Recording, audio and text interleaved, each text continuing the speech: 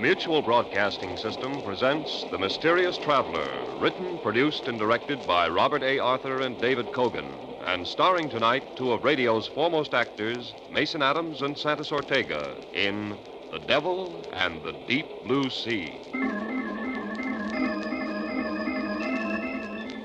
This is The Mysterious Traveler, inviting you to join me on another journey into the realm of the strange and the terrifying.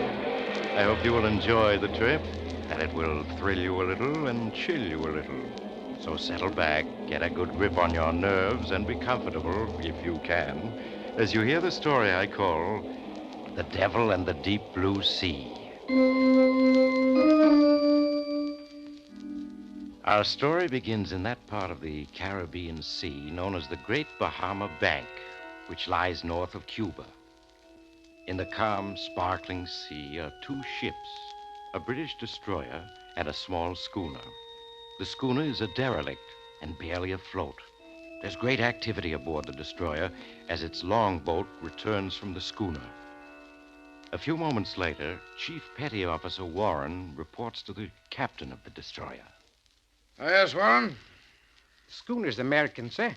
The Golden Queen out of Key West. We found one man aboard. He was unconscious.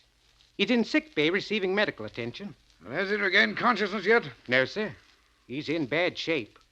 We found him lying in the hold of the schooner.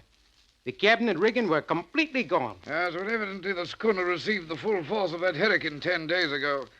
Probably the other crew members were swept overboard. Yes, sir. I've a letter which might throw some light on the subject, sir. Is it a letter? Yes, sir. I found it clenched in the unconscious man's hand. Here you are, sir. Let me see. Written in pencil. The pages are dry now, but they seem to have been soaked with seawater. Yes, sir. It's a bit difficult to read. Let's see, it begins... It seems impossible that with the hurricane that is now sweeping over this ship, anyone will ever read these words that I am writing. The rigging and cabin are gone, and the ship is taking on water. As I lie here in the hold, I feel it can only be a matter of moments until the end. But if by some miracle this ship should survive, I leave this letter as a record of the cruise of the Golden Queen. It all began last December 5th when 4 companions and myself sailed out of Key West. All of us, Chuck Riker, Sam Morris, Pete Ross, Harry Martin, and myself, Bill Storm, had been in the Navy together during the war.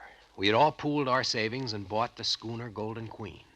Our destination, Flamingo Cay, some 450 miles to the southeast of Key West. Our objective, to recover treasure from an English pirate ship reported sunk by a Spanish man-of-war at Flamingo Cay in 1632. As we reeled off mile after mile, the days were hot and bright, the nights a dark blue velvet with a sky full of stars, and a good breeze filled the high white spread of sails. As we sailed the same waters that countless treasure ships had sailed only a few centuries ago, there was a growing sense of excitement and anticipation aboard the Golden Queen. At dawn on the 6th day of our trip, our lookout sighted Flamingo Cay. Hey, there she is. 3 points to starboard. Bill, that is Flamingo Cay, isn't it? That's it, all right. Steady as she goes. Steady as she goes. Now, here, hold one end of this chart down. Sure, Bill. Now, here's Flamingo Cay, and here's Pirates Lagoon. Pirates Lagoon. Yeah. According to the log of the Spanish man-of-war, that's where the English pirate ship headed in, trying to escape the Spanish. Uh-huh. The pirate captain sailed across the entrance to the lagoon, and a hidden reef ripped the ship's bottom wide open. Sank with all hands in less than a minute. And with all its stolen treasure still aboard. Yep. If that 300-year-old log of the Spanish man-of-war is right, the pirate ship is on the bottom of that lagoon directly ahead. That lagoon is sort of big, isn't it? Yeah, it isn't going to be easy to locate the wreck. Steady as she goes! A few minutes later, the Golden Queen drove through the small opening in the jagged ring of reefs and slid into the calm, smooth water of the lagoon. The anchor chain clanked as the big hook splashed into the water and found bottom. We had arrived at our destination. That afternoon, we lowered a small boat and began the tedious job of rowing back and forth across the lagoon, peering down into the crystal clear water, looking for some indication of the wrecked pirate craft. Our eyes began to ache from the reflected sunlight as we scanned the bottom of the lagoon hour after hour.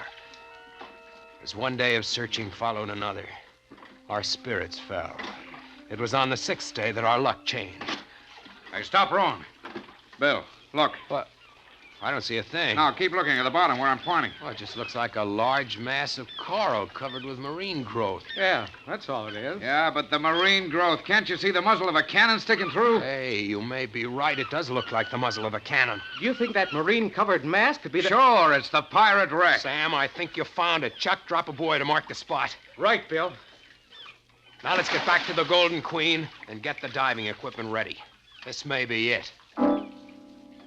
An hour later, I was in the diving suit. Sam gave the helmet the 8th turn that fastened and locked it. The faceplate was slammed shut, and I could feel the air coming through my lines from the pump. I stepped onto the diving platform, and a moment later was descending into the clear, warm water. Fish of all colors darted about me as I was slowly lowered. My weighted boots struck bottom at 130 feet. Following the beam of light over my helmet, I peered into the wall of water around me. Suddenly, my heart began pounding with excitement. For less than 200 feet away was the large marine-covered mass of coral. I began to cautiously make my way toward it, keeping a careful eye out for sharks and morays which abounded in these waters. As I made my way closer, I could clearly see that the marine growth covered an old hulk. The ship lay on its side with a huge, gaping hole in the broken hull. Scattered on the floor of the lagoon were ancient barnacle-encrusted cannon, guns, and timbers. Beyond a doubt, it was the wreck of the English pirate ship. I signaled on my line, and Sam sent down the explosives that were to be used to blast the hull. I wasted no time in planting the charges in the hull. It was just as I had finished that I heard his voice. So you've come for Captain Murdoch's treasure, eh? I whirled about, clumsily, instinctively. But I was alone. Then I heard it again. They've all come for my treasure. Cutthroats and cut purses, gulls and connies. And they've all left their skins. Again, I whirled about, seeking for that voice, but there was nothing at all. I could feel a scream welling up within me. As the voice spoke again, I gave 3 sharp tugs on my line. It was the emergency signal. You'll be back, laddie. But remember, it's Captain Murdoch you've got to deal with. Captain Murdoch!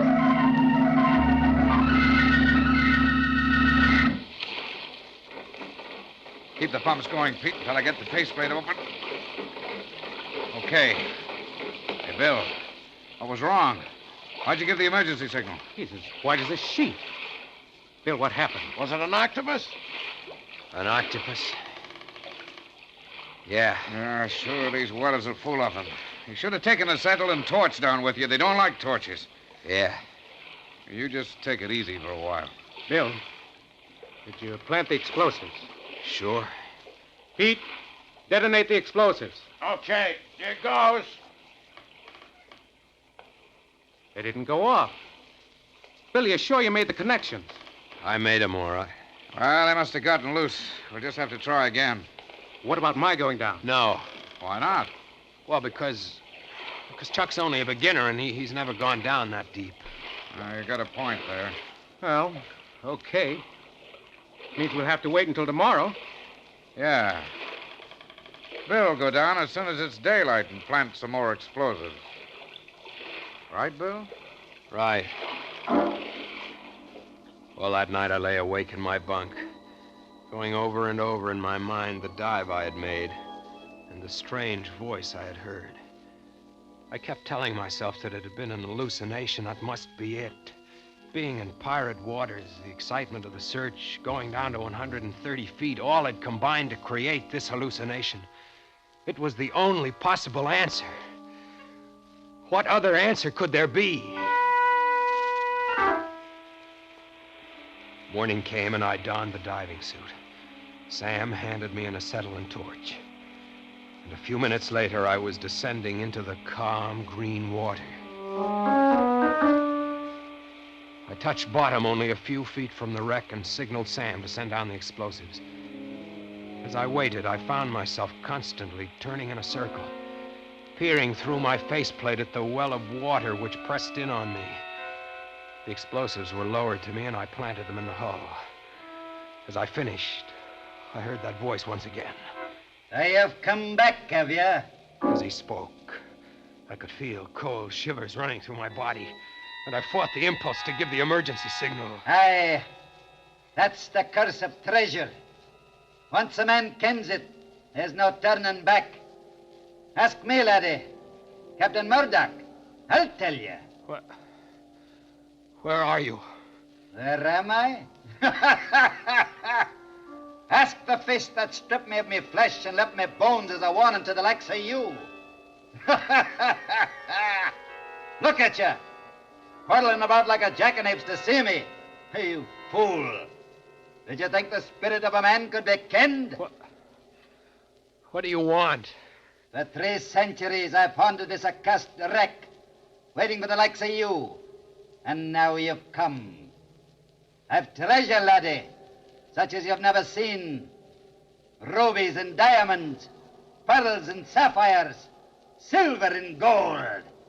The wealth I tore from a dozen Spanish galleons. I'll share it with you, if you agree to my terms.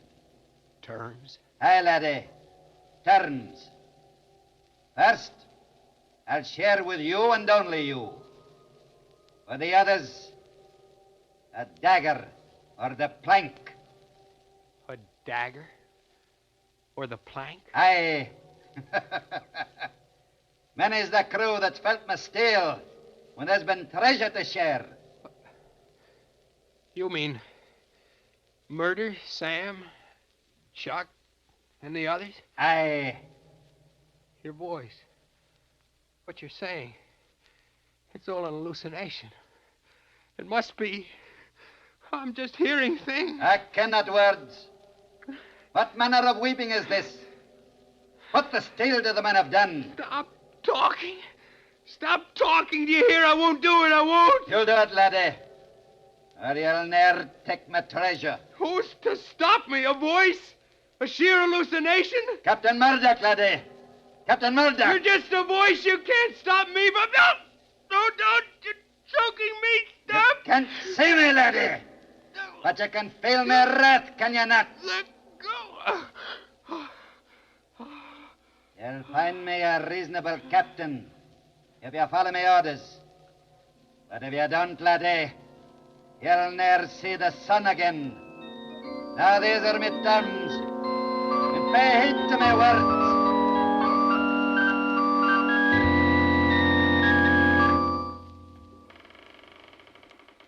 How is he, Sam? He's just coming to. All right, take it easy, Bill. Just lie where you are. What happened? Well, I signaled you while you were on the bottom, but you didn't answer, so we hauled you up, but fast. We didn't even stop for decompression stages. It made you pass out. I don't know. Maybe your airline got snarled in the wreck. Maybe. Did you plant the explosives? Yeah. All right. Pete, detonate it. Okay, hang on to something. That did it. Look at all those pieces of wood and dead fish coming up to the surface. Yeah. That explosion must have ripped the wreck wide open. Ought to be soft pickings from here on in. What do you say, Bill? Yeah. Soft pickings. All right, come on, boys. Let's get the diving equipment in A1 shape. Tomorrow's the big day. All that night I lay awake in my bunk, staring into the darkness, trying not to think of that voice. But there was no escaping it. I could hear his every word over and over, relentlessly pounding into my brain, till I could no longer think for myself. As I donned the diving suit shortly after dawn, I could see Sam and the others eyeing me curiously as they helped me on with my equipment. 15 minutes later, I was on the bottom, making my way towards the wreck. The stern portion of the hulk had been blown into hundreds of fragments, and the floor of the lagoon was littered with old firearms, metal armor, broken gun flints, and cannonballs. As I picked my way through the debris, he spoke. Come for the treasure, eh, laddie? Now that you and me are partners, you're welcome to it. And what a treasure it is. Where is it? You'll find 4 chests buried under that wreckage to your starboard. There? Aye. It took 12 ships and 1,000 lives to make up that treasure. Wait till you set eye on the precious stones I plucked from the San Cristo Domingo. Worth a king's ransom. These chests are filled with treasure? Aye. And well you might gape. Lashed out rope around them, laddie. 'Tis heavy they are. They must each weigh at least 500 pounds. Aye. Lash them snugly. 'Tis our fortune you have there, laddie. 'Twill buy the world for us.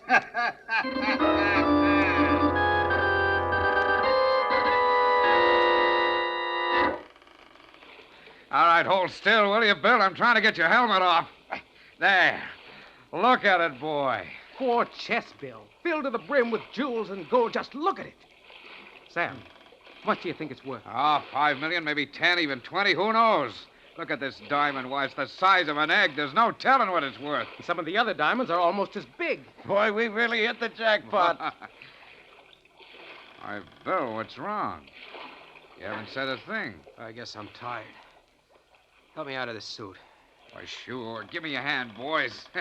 This is the guy who did it for us. He sure did. I don't mind helping you, but this is hardly the kind of work for millionaires. Now you're talking, Pete. And, boy, just as soon as we get Bill out of this diving suit, we'll weigh anchor for Key West. Swell, I gotta... No. What do you mean, no? Let's stick around so that I can make another dive tomorrow. I may have overlooked a couple of chests. Well, that's hardly likely. Oh, you've done enough diving, Bill. I don't mind telling you that you've had us all worried these past couple of days. Yeah. You've been acting kind of strange. Nothing wrong with him that $1 million won't cure. The sun's already setting. We'll leave tomorrow. Okay. I guess another night here can't make much difference. We'll weigh anchor at dawn. Now let's get these 4 chests below. That night I lay in my bunk, waiting, watching. As first Sam, then Pete, then Harry fell asleep. I slipped quietly out of my bunk, crossed the cabin, and stepped out on deck. A full moon shone down on the Golden Queen, and I could see Chuck, who was on watch, standing near the wheel, smoking. As I approached, he turned and saw me. Hello, Bill. Couldn't sleep, huh? No, What about the others? they're sleeping. Don't see how they can do it. I'm so excited I couldn't. All I can think of is the treasure and what I'm going to do with my share. Yeah. Hey, what's the matter with you? Don't sound very enthused. I guess I'm just tired. Those dives you made must have taken a lot out of you. Yeah. They did. Is that a ship out there? Where? There, 3 points to starboard. I'm looking, but I don't see any. I caught him as he dropped, and I carefully eased his body over the rail and let go. He hit the water with only a small splash and was gone. When dawn came, the others had followed. I was alone on the Golden Queen. Alone? No, that isn't quite correct. He was aboard. I couldn't see him, but he was with me all right. With his assistance, I weighed anchor. A half hour later, using the auxiliary engine, the Golden Queen slipped through the opening in the lagoon and out to sea. For a day and a night, I stood at the wheel, and when I was exhausted, he took over. It was on the 4th day that the hurricane caught me. Within the first hour, it swept the rigging and cabin overboard and left me helpless. Mountainous waves, one after another, are breaking over the Golden Queen. And only a miracle can save me. If I go down, as surely I must, at least he'll go with me. I realize now, too late, that... The letter ends at this point. What do you make of it, sir? Make of it? Well, it's obviously the letter of an insane mind. Bill Storm, the unconscious man that you found aboard the derelict, became demented when his 4 companions were swept overboard during the hurricane. And, as a result, wrote this fantastic letter. Sir, while searching through Storm's pockets for the identification, I found these. 3 coins. Yes, sir. If you scrape the brown crust off him, you'll see they're gold pieces. I say, look here. These coins are hundreds of years old. Yes, sir. Then that part of the letter about recovering sunken treasure might possibly have been true. Did you find any chests aboard the derelict? No, sir. It was swept as clean as a whistle. Well, perhaps it wasn't only the loss of his 4 companions, but the loss of the treasure as well that sent Storm out of his mind. Yes. Sir, do you think there might have been anything to do with this Captain Murdoch he mentions in the letter? Certainly not. Don't be ridiculous. I'm amazed at you, Warren. Next, you'll be telling me that you believe in ghosts. Oh, sorry, sir. Come along to the sick bay. We'll see if Storm has regained consciousness yet.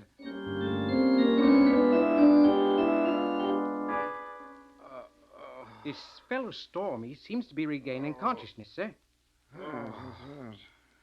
He's opening his eyes. Can't make out where he is. All right now, Storm. Just lie quietly. Don't try to speak. You're quite safe now. You're aboard a British destroyer. The doctor says you're going to be all right. He's trying to say something, sir. No, don't try to speak, Storm. Just lie quietly and take treasure. What was that? He was asking you, sir, about the treasure. Oh, yes, the treasure. Well, I'll get to that, Storm, in just a moment. But the main thing to remember is that it's a miracle that you survived. You know, I read that fantastic letter you wrote, and I can only attribute it to the shock and grief of losing your shipmates in the hurricane. Never read such utter claptrap. Pirate ghosts, indeed. As for the treasure, I'm sorry to say that the hurricane swept your schooner clean.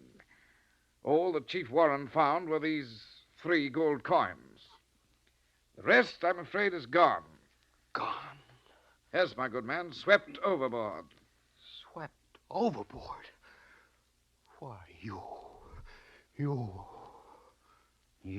sniveling, perfumed, white-bellied girl. Do you think the likes of you can keep my treasure from me? Ask the others that tried it. Black Irish, Billy Bones, the Frenchman, Captain Bull. They felt my steel and left their bones to bleach in the sun. Bring me my chest, or I'll rip your tongue out and hang you to the highest yardarm. As sure as my name is Captain Murdoch. My good man, go with me. You're out of your mind. Warren, help! Steal Captain Murdoch's treasure, would you? Let's see out of the world, laddie boy. As I did the other. Help! You'll never keep Murdoch's treasure. No, you struggling laddie. You're done for.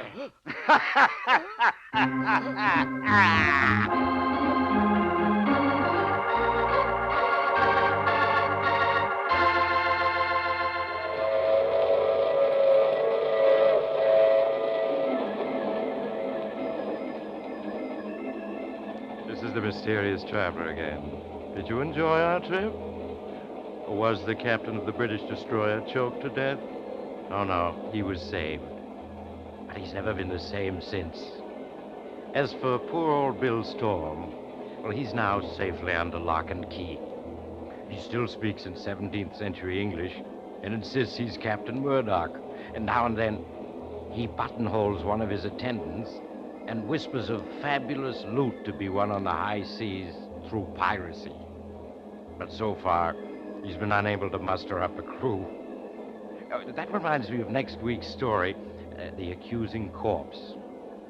It's about a murderer who discovered that the dead sometimes arise from the grave to... Oh, you have to get off here. I'm sorry. But I'm sure we'll meet again. I take this same train every week at this same time.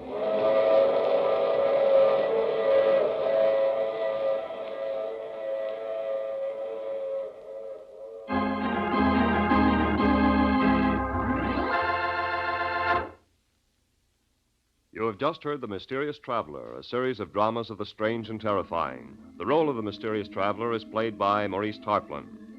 Frank McCarthy speaking. This program came from New York. This is the Mutual Broadcasting System.